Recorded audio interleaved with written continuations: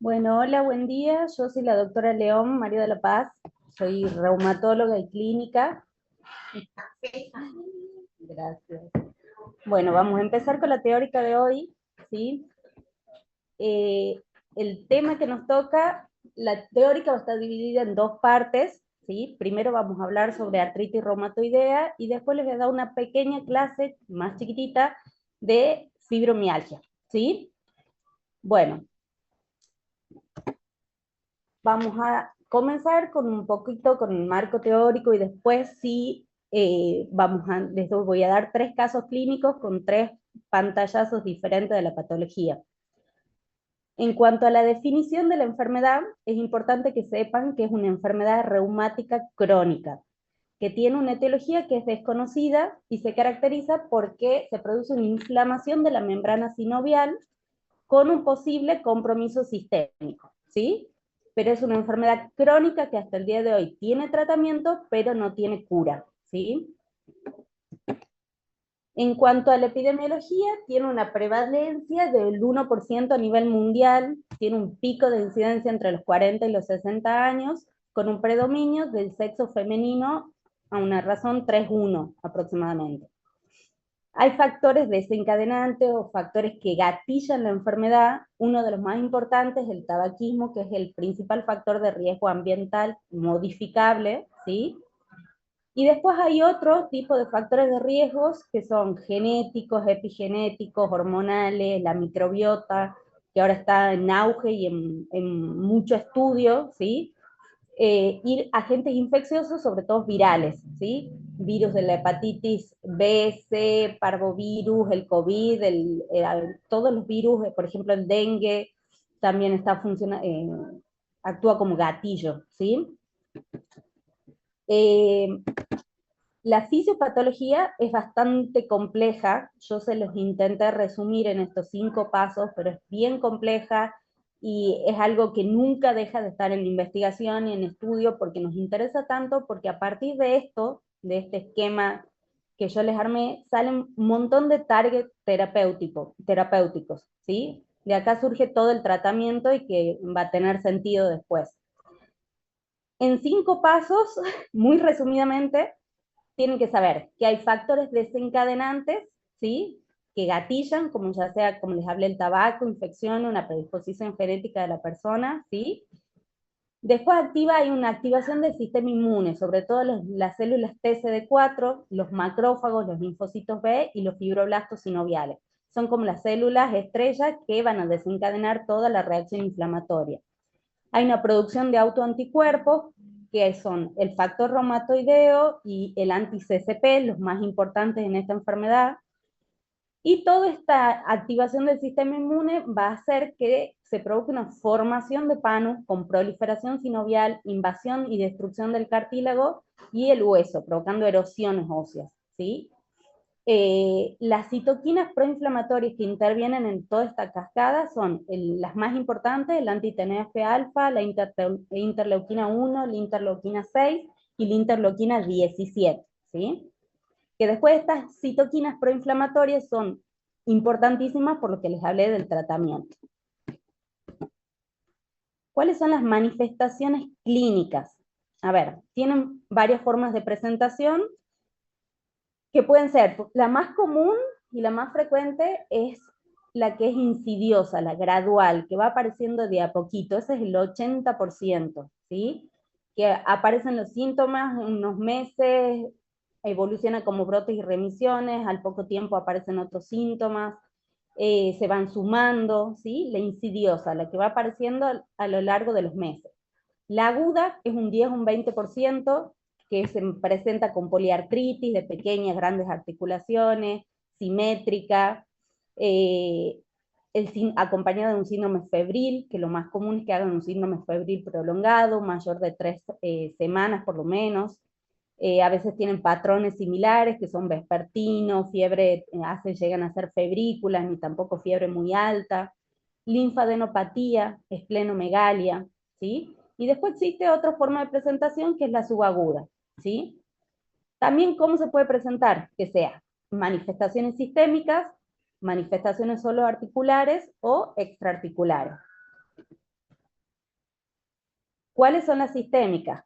Fatiga, que la fatiga en la artritis reumatoidea es un síntoma súper importante que aparece casi siempre, les diría, que por ahí es un síntoma que el paciente no le da tanta importancia, pero cuando uno lo interroga, se ve que esa fatiga ha hecho que modifique su estilo de vida, su ritmo de vida, ¿sí? Y casi siempre está presente. La anorexia o la hiporexia, pérdida de apetito, una debilidad generalizada que va acompañada de la fatiga y también va acompañada del dolor, mialgias, pérdida de peso y fiebre, ¿sí? Son los síntomas sistémicos que aparecen, que pueden preceder semanas o meses antes de los síntomas articulares. A veces hay pacientes que vienen con fatiga, pérdida de peso, debilidad muscular, de 4, 5, 6 meses previos hasta que se desencadena el brote de artritis. En cuanto a las manifestaciones articulares, bueno, las más importantes y representativas de la enfermedad son el dolor y la tumefacción articular, ¿sí? Es importantísimo la localización de la artritis, ¿sí? Por lo general en la artritis se afectan las pequeñas articulaciones y las grandes también. A veces tiene un patrón de simetría, puede ser aditiva que se va sumando, ¿sí? Puede ser insidiosa que vaya apareciendo en una, dos articulaciones, se suma de a poquito, ¿sí? Y este dolor y tumefacción articular se va a acompañar de rigidez matinal, que la rigidez característica que sea mayor o a 30 o 60 minutos, ¿sí? Eso la diferencia mucho al dolor inflamatorio de un dolor, por ejemplo, por artrosis, que es por desgaste, ¿sí? Entonces, la rigidez matinal es característica, no le pasa al paciente cuando se levanta, mueve un poquito las articulaciones, sino que continúa el dolor ese, dura más tiempo. Luego la limitación funcional, que estén limitados por el mismo dolor y la tumefacción a abrir las manos, a movilizarse, a atarse los cordones a la zapatilla, a elevarse de una silla, por ejemplo, ¿sí? A levantarse de la cama. Y después, posteriormente, cuando esta enfermedad evolucionó o es una enfermedad muy agresiva, puede provocar deformidades articulares, que ya la vamos a ver en algunas imágenes.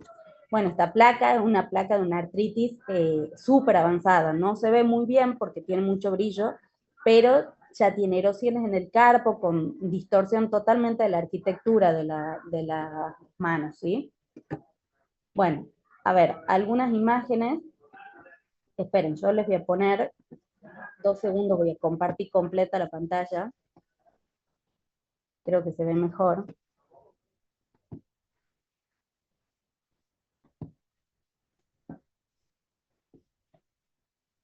2 segundos, vamos a llegar hasta ahí.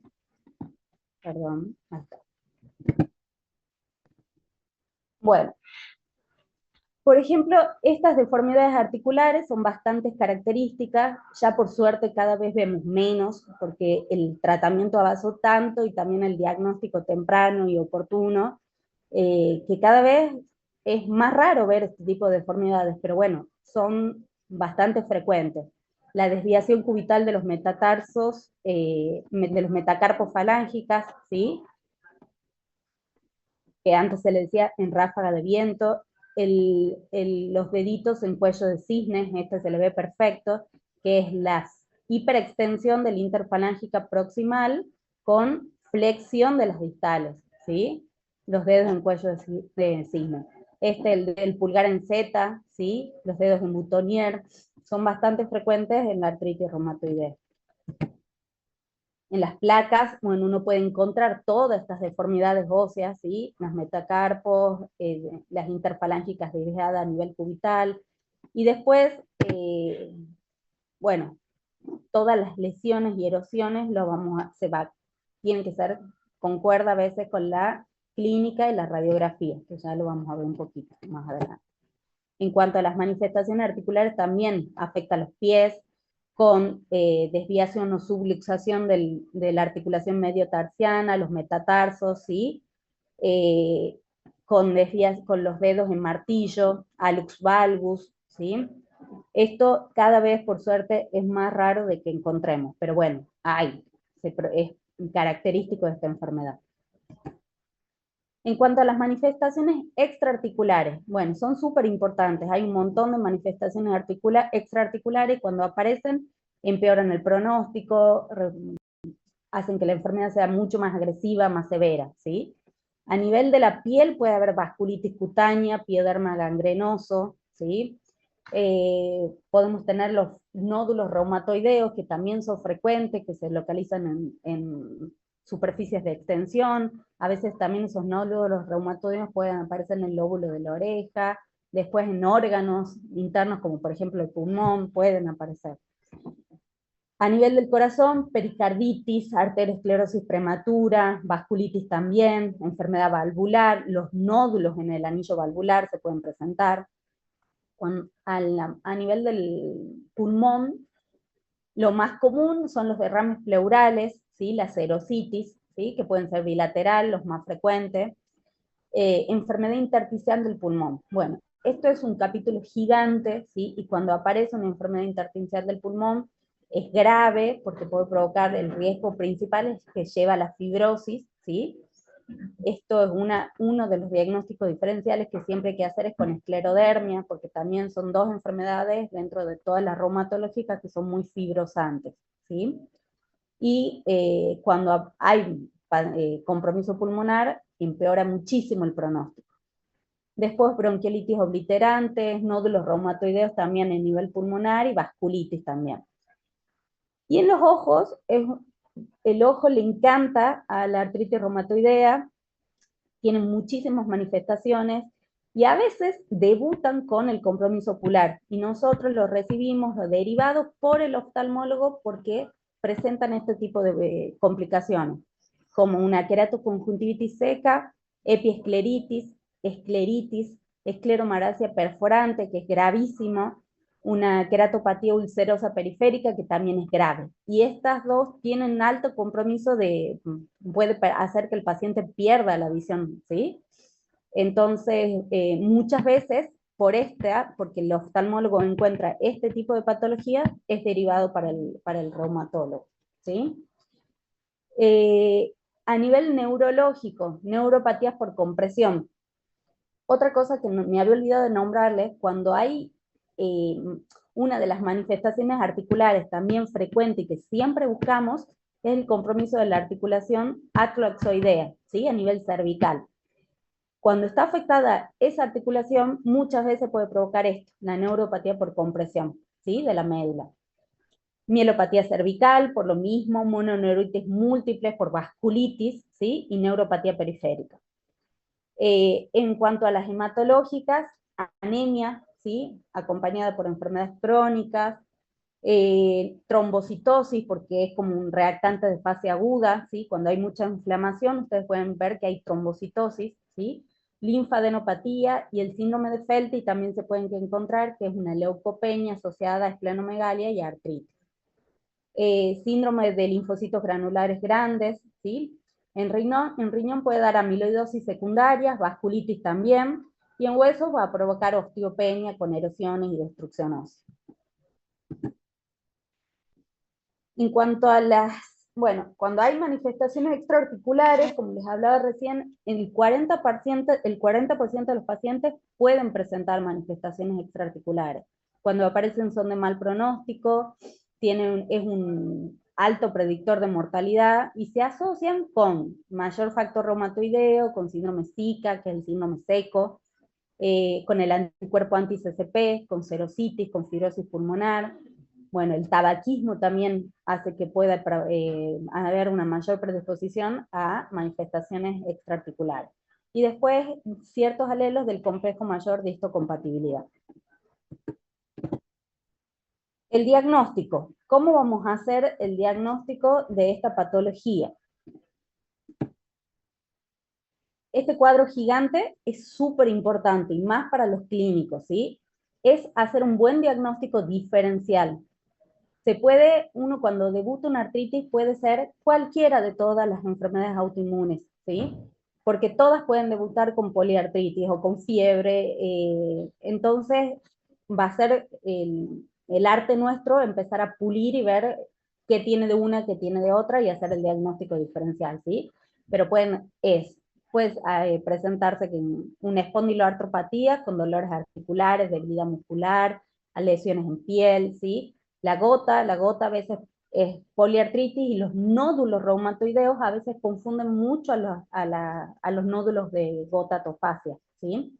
El lupus puede presentarse, como han visto ayer, con una poliartritis simétrica, es uno de los criterios de lupus, ¿sí?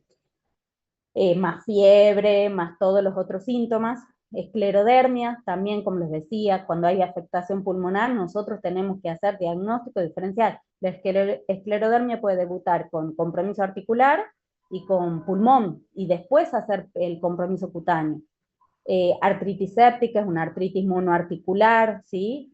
Por lo general, polimialgia reumática, da debilidad y reactantes altos, bueno, y enorme, ven la lista. La hepatitis B y la hepatitis C pueden debutar con poliartritis, ¿sí? Una enfermedad de estilo del adulto, artritis y fiebre, fibromialgia, dolor articular generalizado, ¿sí? Entonces pueden ser un síndrome paraneoplásico, si es una paciente mayor a 60 años que debuta con poliartritis, un pioderma gangrenoso, y yo, aparte de buscar artritis reumatoidea, voy a buscar que no sea un síndrome paraneoplásico, ¿sí? Bueno, lista gigante para hacer diagnóstico diferencial. Bueno, ¿y cómo yo llego a pensar que me voy acercando al diagnóstico? Existen estos criterios de clasificación, que son los criterios ACR regular 2010, que nos ayudan bastante porque cuando tenemos mayor o igual a 6 puntos, bueno, ya se puede clasificar al paciente como artritis reumatoidea. ¿Y cuáles son los puntos que intervienen en esto? Es el compromiso articular, que lo divide en una articulación grande, en 2 a 10 articulaciones grandes, 1 a 3 articulaciones pequeñas, 4 a 10 articulaciones pequeñas y más de 10 con al menos una articulación pequeña. Y van los puntajes en ascenso, ¿ven? La serología, que exista factor reumatoideo positivo débil y el anti-CCP positivo débil también, o que sean positivos los dos fuertes, y eso nos van a dar un mayor puntaje. Los reactantes de fase aguda, PCR y eritro normal, o PCR y eritro anormal, y la duración de los síntomas, que sean menor de 6 semanas o mayor o igual a 6 semanas. Se lo clasifica nuestro paciente, lo sumamos y bueno, y vemos qué puntaje nos da. ¿Cómo continúa el estudio de este paciente? Como todas nuestras enfermedades, vamos a pedir un laboratorio, ¿sí? El laboratorio le vamos a pedir hemograma completo, queremos saber si el paciente está anémico, no está anémico, cómo tiene esos glóbulos blancos, por lo que hemos hablado de las manifestaciones extraarticulares que también existen, ¿sí? Un hepatograma completo que nos va a servir porque nosotros a este paciente lo vamos a medicar, ¿sí? Y vamos a tener que elegir un tratamiento que seguramente metaboliza en hígado, entonces tenemos que tener nuestra función hepática de base, digamos.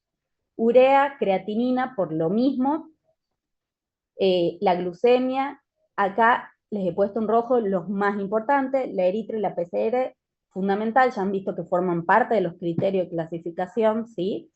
Y se caracterizan por estar altos, ¿sí? cuando hay inflamación, cuando está activa la enfermedad, cuando debutan, ¿sí? Ionograma, coagulograma, TSH para hacer diagnósticos diferencial, el metabolismo fosfocálcico también nos va a servir para saber si el paciente está osteopénico o osteoporótico. Y después les he puesto acá cosas que pedimos que por ahí nos sirve para hacer diagnóstico diferencial y para plantear el tratamiento posterior. La PPD, para saber si estoy en contacto con tuberculosis, las serologías virales, hepatitis B, hepatitis C y HIV, nos sirve para hacer diagnóstico diferencial y para cuando encaremos el tratamiento, completa siempre. Y después los anticuerpos característicos de la artritis reumatoidea son el factor reumatoideo, ¿sí? Que está positivo en un 70 o un 80%, es muy sensible, pero menos específico. El factor reumatoideo puede estar en muchas enfermedades también positivo, ¿sí? Y el anti-CCP, que son los anticuerpos anticitrulinas, que son los anticuerpos específicos de artritis reumatoidea. Y tienen más de un 95% de especificidad, ¿sí? Por ahí a veces son menos sensibles, aparecen en un menor porcentaje de pacientes, pero cuando están, no dudamos que es una artritis reumatoidea. Después, las imágenes, ¿sí? Las imágenes que pedimos cuando sospechamos de artritis son radiografías de ambas manos, radiografías de ambos pies, ¿sí? ¿Por qué de ambos? Por ahí tiene solamente compromiso la derecha, no importa, siempre se piden de las dos manos, de los dos pies, siempre se pide para comparar, ¿sí? Es importantísimo que nosotros tengamos la visión comparativa y podamos ver cómo está afectado en una o en la otra, y a veces los síntomas son silenciosos y también hay lesiones articulares a nivel de las radiografías, ¿sí? Entonces, placas de ambas manos, placas de ambos pies, y la otra característica es la radiografía de columna cervical que se pide en perfil en máxima flexión, que es para ver esa articulación que yo les decía, la articulación atroxoidea, que es característica su lesión en la artritis, ¿sí? No así en otras enfermedades articulares. Van a ver que cuando hay compromiso cervical es muy característico de la artritis reumatoidea. Después radiografía de tórax, frente y perfil para ver si no tiene compromiso pulmonar por la R, ¿sí? Después existen un montón de imágenes que ahora no usamos, como la ecografía articular de manos, ecografía ecodoppler pleural para ver si tienen líquido, resonancia, densitometría, tomografía de tórax, bueno, todo el resto que se puede usar.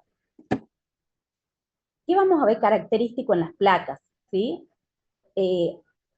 Ustedes han tenido ya la clase de artrosis y está bueno por ahí diferenciarlas, ¿sí? Porque por ahí uno se empieza a confundir. En la radiografía vamos a encontrar tumefacción de partes blandas, derrame articular se puede ver, que se ve como la tumefacción de partes blandas, osteopenia yuxtaarticular, que es bastante característico como signo de inicio de la R, ¿sí? Esclerosis subcondral, que se ve brillante, ¿sí? La esclerosis, seguramente cuando le han dado imágenes el lunes, han visto que se ve como blanco, se ve brillante, ¿sí? Pinzamiento articular, que el pinzamiento en esta enfermedad es característico que es regular.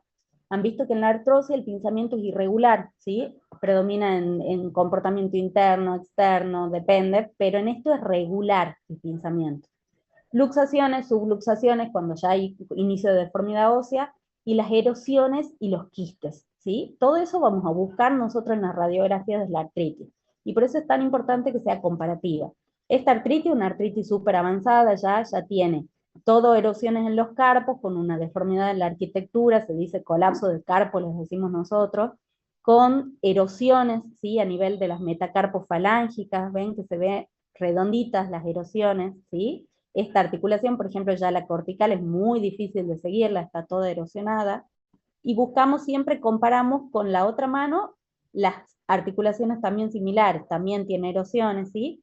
De las PIF también tiene pinzamiento, casi no se le ve el espacio articular, pinzamiento regular, bueno, esta es avanzada, súper ilustrativa, y también están afectadas las DIF, que no es común en la artritis, pero puede acompañar una artrosis secundaria en la artritis, ¿sí?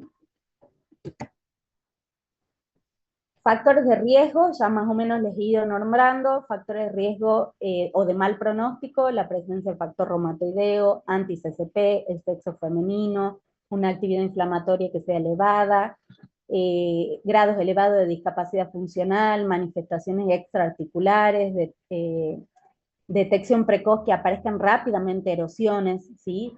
El tiempo de evolución de la artritis desde el inicio, que lleve más de 3 meses, nivel socioeconómico bajo, que tiene que ver con la falta de adherencia al tratamiento, de la accesibilidad, ¿sí? Compromiso de mayor de 2 articulaciones, compromiso de articulaciones de las manos, ¿sí? Y tratamiento. Bueno, el objetivo del tratamiento es la remisión de la enfermedad o la baja actividad de la enfermedad, ¿sí? Cada vez estamos como más estrictos en el tratamiento, en que el paciente trate de tener una vida normal, ¿sí? A pesar de la enfermedad. Es muy importante explicarle a los pacientes de qué se trata la enfermedad, es muy importante explicarle que es crónica, que es importante la adherencia al tratamiento, ¿sí? Que si no lo cumple, esto va a volver, va a tener brotes articulares y lo puede llevar a la discapacidad y a la deformidad total del hueso, ¿sí? Entonces, muy importante y explicarle que puede estar bien, que hay mucha medicación, ¿sí? Disponible, entonces, que él va a poder hacer o ella una vida normal, pero adheriéndose al tratamiento. ¿Cuáles son los principios claves? Esto yo siempre les digo a los alumnos, lo pueden hacer en Ampimpa, en Amacha, a donde ustedes estén, pueden diagnosticar una artritis reumatoidea y pueden iniciar un tratamiento precoz y de ahí derivarlo al especialista cuando, después de haber hecho el diagnóstico, e iniciar el tratamiento, ¿sí? Entonces, inicio precoz de los fármacos, los FAME o DIMARS, decimos nosotros, que son los fármacos modificadores de la enfermedad. Y la estrella ahí con el que se inicia es el metotrexato, ¿sí? Las dosis van a ir variando, entre 15 miligramos se da semanal, ¿sí? Hasta 25 miligramos subcutáneo o intramuscular, que es la dosis máxima, ¿sí? Por lo general empezamos con 15. Y es importante que sepan de que es semanal, ¿sí? Al metotrexato se lo acompaña con ácido fólico, que se da un día o 2 días después para disminuir o prevenir todos los efectos adversos que tenga el metotrexato, ¿sí? Que son varios, pero haciéndolo bien y con un buen control y con el ácido fólico, se lo maneja perfecto. Se le dice treat to target porque se ajusta cada 3 a 6 meses el tratamiento, ¿sí? Esto tiene que ser rápido. Cuando el paciente no anda bien, se lo controla a los 3 meses, sigue con la eritro alta, PCR alta, sigue con inflamación articular, ese paciente tiene que tener una modificación en su tratamiento rápido, ¿sí? No se espera, no se espera ni con un tratamiento biológico, ni 6 meses, ni un año. Si no funciona, se lo cambia. Esa es la idea y el objetivo del tratamiento. Se usa corticoides, los corticoides son un excelente y espectacular antiinflamatorio, sí, pero es importante que sepamos que tienen muchísimos efectos adversos y eso se los tiene que uno enseñar al paciente, y el corticoide hay que usarlo la dosis más baja posible, ¿sí? Y el menor tiempo que posible, o sea, hay que imaginarse que el corticoide es un puente hasta que el inmunosupresor hace su efecto pleno, ¿sí? Pero, bueno, tener mucho cuidado de no perpetuar el corticoide por el largo de los años, ¿sí? Y nosotros a la actividad la medimos con un índice que se llama DAS28, ¿sí? Es un índice de actividad que se usa con una calculadorita donde hay varios ítems. Uno es la artritis, o sea, depende el número de articulaciones con inflamación, depende el número de articulaciones con dolor, el dolor evaluado por el paciente de 0 a 10 puntos, y la eritro o la PCR. Con esos puntos, con esos numeritos, uno hace un cálculo estadístico que nos van a dar los índices de actividad, ¿sí? Es como tener un valor objetivo para poder evaluar al paciente en cada consulta, ¿sí? Que van a tener, si el valor es menor a 2, está en remisión, entre 2 a 4 está en actividad moderada y más de 4 alta, aproximadamente.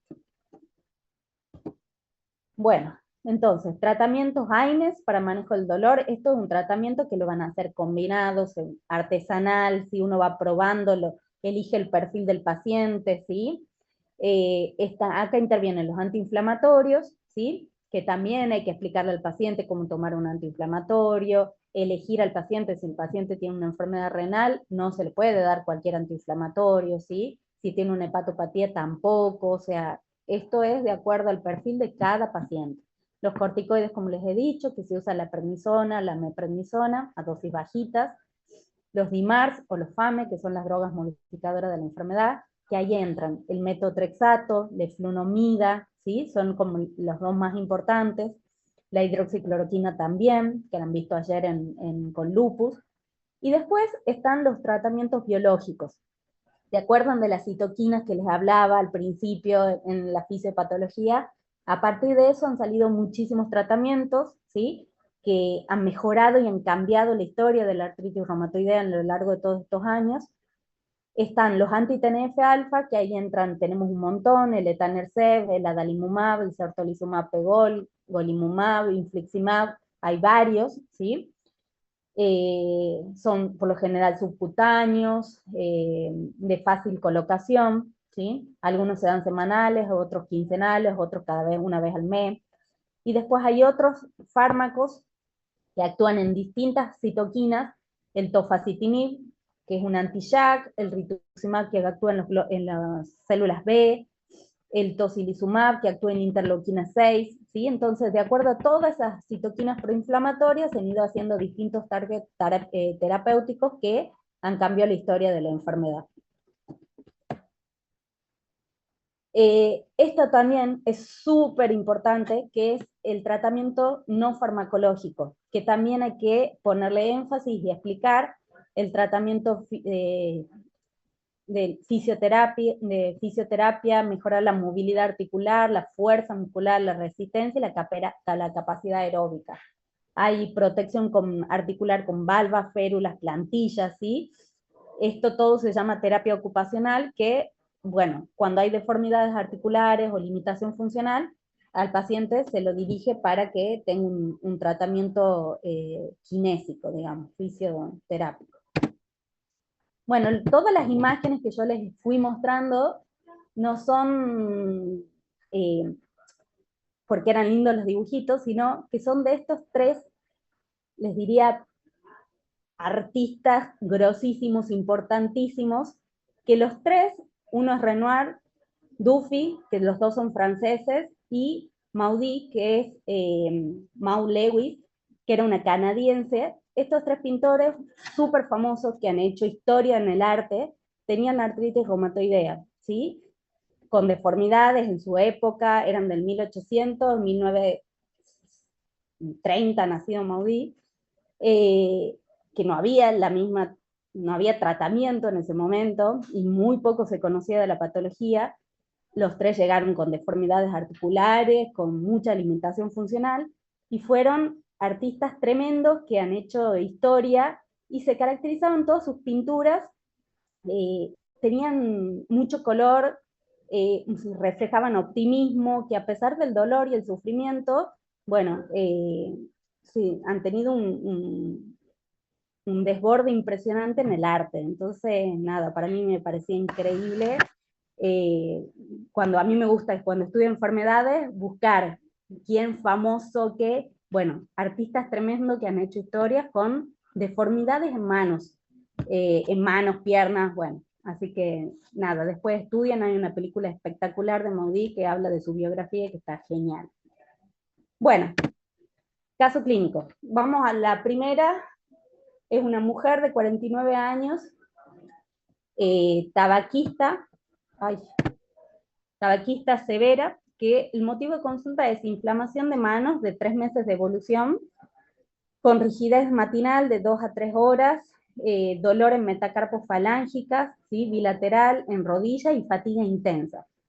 Al examen físico tenía inflamación en metacarpo en segunda, tercera y cuarta metacarpos falángicas, bilateral y la interfalángica segunda y tercera de las dos manos.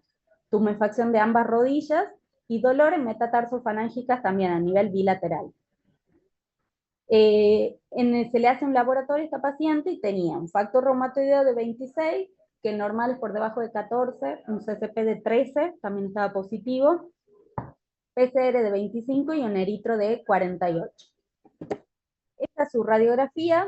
Lo único que podemos ver un poquitito es un poco de osteopenia yuxtaarticular en algunas articulaciones, pero no tenía ni pinzamientos, ni erosiones, está cortada en las distales, pero bueno, en el carpo y en las metacarpos no se ve grandes alteraciones. Bueno, ¿cuáles son las preguntas que a nosotros nos surgen? Si reunía criterios ACR regular 2010, vemos que tiene afectación de las articulaciones 4 a 20 pequeñas, si sumamos, tenía 3 puntos. Serología tiene factor reumatoideo y CCP alto, sumaba 3 puntos. Eritro y PCR elevado, suma 1 punto y tiene una duración más de 6 semanas porque llevaba 3 meses o más y se suma 1 punto. Entonces el total suma 8, siendo una artritis reumatoidea seropositiva de reciente comienzo, porque esta paciente recién empieza. Plan de tratamiento inicia. Metotrexato, 15 a 20 miligramos día por semana, con ácido fólico, 48 horas después, y la prednisona de 5 miligramos como puente, ¿sí? Es importante que estos pacientes nosotros, y que tengan en cuenta, siempre hay que vacunarlos, ¿sí? Para antigripal, antineumococo y hepatitis B. Una, porque son pacientes que van a estar inmunodeprimidos y se pueden contagiar de cualquier infección, y dos, porque también para los tratamientos va a ser importante que el paciente esté cubierto. Caso clínico 2. Mujer de 61 años, este es otro escenario, con artritis reumatoidea de 9 años de evolución, viene en tratamiento con metotrexato de 25 miligramos semanales, más prednisona, 5 miligramos día. En los últimos 6 meses tuvo brotes de inflamación en carpos, metacarpos falángica y rigidez matinal mayor de 2 horas. Al examen tenía una sinovitis activa, o sea, inflamación en muñecas, metacarpos falángicas bilateral, deformidad en cuello de cisne en dedos, nódulos reumatoideos en codos. Al laboratorio tenía un factor reumatoideo de 180, con un CCP mayor de 250, altísimo los dos valores, PCR de 35, y se le hace un DAS 28 donde tenía 5.8, o sea que reflejaba una alta actividad. En las radiografías, bueno, vemos estas placas que se ven erosiones y colapso de carpo bilateral, o sea, casi no tiene arquitectura de los huesecillos del carpo, tienes una subluxación de todas las metacarpos falángicas con erosiones, tiene subluxada las interfalángicas, ¿sí? Con erosiones en las PIF, a nivel de los pies también, alux valgus bilateral con subluxación, ¿sí? De las metatarsofalancicas. Y también se ve erosiones en las quintas. Esto habla de que es una artritis muy avanzada, ¿sí? Bueno, entonces es ver, esta es una artritis reumatoidea con fallo del tratamiento, ¿sí? Inicial, entonces hay que evaluar las causas de fracaso del tratamiento, o sea, si es por falta de cumplimiento o por toxicidad, qué es lo que está pasando. Eso es lo primero que uno, cuando hay falla de tratamiento, tiene que indagar, ¿sí? Y de ahí modificar el tratamiento rápidamente, que o asociamos leflunomida, este paciente que venía con metotrexato, que se le puede asociar, o ya se indica medicación biológica, ¿sí? Con una previa evaluación de manifestaciones extraarticulares y la búsqueda de TBC, ¿sí? Y este es el caso 3, es un varón de 48 años que se presenta dolor ocular severo, permanente, enrojecimiento y visión borrosa del ojo izquierdo de 48 horas de evolución. Tiene como antecedentes personales, refiere rigidez articular, matutina mayor de 1 hora, pérdida de peso de 3 kilos en el último mes, fatiga, por lo que no venía haciendo actividad física, y es evaluado por oftalmología, donde ve la agudeza visual estaba disminuida en el ojo izquierdo, tiene un fondo de ojo sin particularidades, y se le hace la lámpara de hendidura, donde tiene en el ojo izquierdo hiperemia ciliar, adelgazamiento corneal periférico en forma de media luna con infiltrado inflamatorio en sus bordes, que le hace el diagnóstico de una queratitis ulcerativa periférica, y escleritis nodular adyacente al defecto corneal. El ojo derecho tiene un leve ojo seco, ¿sí? Entonces, Esto es un paciente con un debut ocular, con una queratitis ulcerativa, es grave, ¿sí? Y que aparte se acompañaba de otros síntomas sistémicos, digamos, y articulares. En el laboratorio presenta un eritro de 78, una PCR de 45, tiene un perfil reumatológico con un factor reumatoideo de 80, un anti-CCP mayor a 250, se le hace radiografía de pies, de manos, de columna cervical, que no presenta erosiones, sí presentaba osteopenia subarticular y pinzamiento regular de las PIF de la mano izquierda. ¿Cuál es el diagnóstico? También, facilísimo. Una artritis reumatoidea de reciente comienzo, pero cero positiva, pero con compromiso ocular, ¿sí? Debuta con su compromiso ocular. ¿Qué se hace de tratamiento? Se hace tratamiento corticoide local con antibiótico local como preventivo, porque estas lesiones pueden sobreinfectarse, ¿sí? Y a nivel sistémico sí se usa metrednisona a dosis medias y altas por el compromiso ocular. Cuando hay compromiso extraarticular hay que individualizarlo y a veces usamos dosis altas de inmunosupresores, ¿sí? En este compromiso ocular es un compromiso grave que puede llevar a la pérdida de la alteración de la visión, ¿sí? Entonces se usa meprednisona entre 20 y 40 dependiendo. El metotrexato se inicia todo al mismo tiempo, 25 miligramos subcutáneo semanal con el ácido fólico semanal, ¿sí? Y el paciente tiene que tener una evaluación oftalmológica y reumatológica con seguimiento para evaluar el tratamiento biológico si fuera necesario y no tuviera respuesta al metotrexato. Bien. Bueno, ahí les dejo un poquito de bibliografía y esta es la primera clase. Muchas gracias.